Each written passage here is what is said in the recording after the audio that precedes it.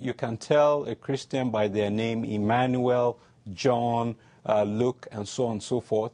And you can tell a Muslim by their name, Mohammed, Yusuf, and all of that. So these people were so systematic in their religious cleansing that even people, some northern Christians who have Islamic-sounding names, they still checked further to be sure by asking them whether they could cite the Quran.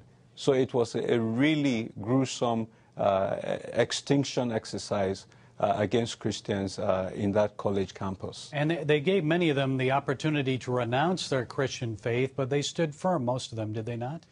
Yes, and this has been a systematic pattern of the Boko Haram terrorist group.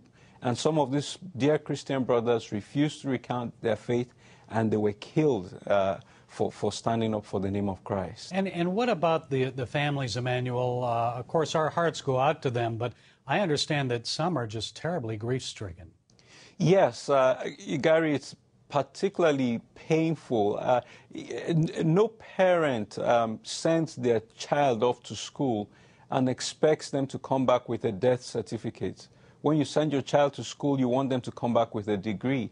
And one of the parents, actually called his son a few days ago and told him, he said, you know what, I'm planning to get you out of there. I know how unsafe it is. Just finish your exams on October the 2nd, and then come home for good. And guess what? He was killed early morning of October the 2nd before he ever had a chance to write his final exams and get moved out of there. What's being done by the Nigerian government? What can the U.S. do? Well, the Nigerian government is completely overwhelmed. It would be a joke if it wasn't so sad and so tragic. We hear reports now that the attack was done because the Nigerian government went in the week before and routed out some of the terrorists. So they struck back to show that they still have capacity.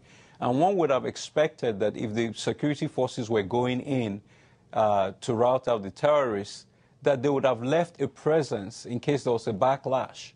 But we're seeing a terrorist group that is evolving in its strategies. It attacks churches on Sundays, and then when Christians are alert and on the lookout, it switches to campuses and goes out and picks them out individually. So please keep us in our prayers. These people are going to strike again on Christmas Day and even before Christmas Day, and we want God to intervene on our behalf. Thank you, Emmanuel Agebe, for joining us. We appreciate the work you're doing in Washington, the Jubilee campaign, and thanks for being with us again.